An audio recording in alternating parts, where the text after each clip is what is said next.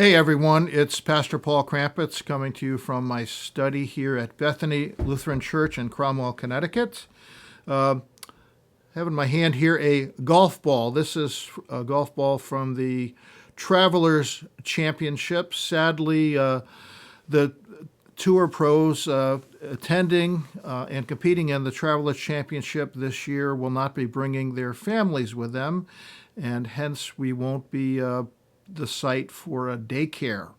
This will be a television-only event, and it's going to be a great loss to the area because so many fans love to go out and to be spectators at the event, and of course spend lots of money in the local economy. I want to take another look at this golf ball. This happens to be a Titleist, but if you look carefully, you can see that there are dimples on this golf ball, as there are in fact on all golf balls. Wonder if you've ever thought about why there are dimples.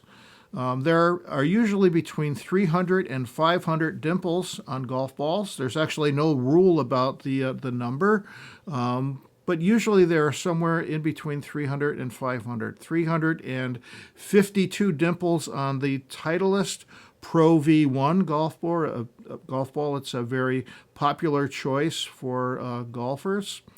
The function of the dimples is all about aerodynamics. These dimples create a very thin layer of air around the ball, which greatly improves its flight pattern. So without these dimples, it would be a much less aerodynamic ball that wouldn't travel as far because there would be a lot more drag. That thin layer of air reduces the drag on the ball. The other thing that dimples do is they help get the ball up in the air. Most of the height or the lift that golf balls get is from backspin that's placed on the ball as the ball is struck. It spins backwards, and the air pressure underneath the ball with backspin is greater than the air pressure on top, thus producing lift. But actually about 50% of the lift in any given golf ball being struck is coming from the dimples as well. So it's the dimples along with the backspin that actually allow the ball to lift up in the air. So all of this is to say that these little dimples, so easily overlooked, we might not even think about them, make all the difference. A golf ball without those little dimples would behave very differently when it was struck. So it's the little things that matter, little things that often go unnoticed. And during these difficult times of pandemic, that couldn't be more true. It's little things that matter. It's little things like washing your hands regularly, like wearing a mask when you are in public to protect mostly other people, but also yourself to some degree. But manners, being nice to one another, being kind, saying thank you, respecting physical distance during this time. These are little things that matter. There are little things that matter also for our faith.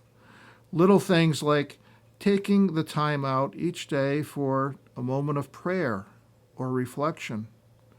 Little things like opening up your Bible occasionally. Little things like sharing your faith with someone. Little things like getting outdoors and in the beauty of nature, just giving thanks to God for the gift of creation, for the gift of life. Little things like taking a moment and paying attention to your breathing and just sort of relaxing and almost meditating as you breathe in and breathe out, and being mindful that this gift of life is only with us because we're able to breathe. It's paying attention to the little things that are around us, to being mindful, as contemporary spirituality likes to talk about, this mindfulness is really about being aware of the world around us, being aware of the people around us, and being fully aware of ourselves. Paying attention to the small things is really important, and it can make a huge difference in your life. Until next time, this is Pastor Paul saying goodbye and God bless.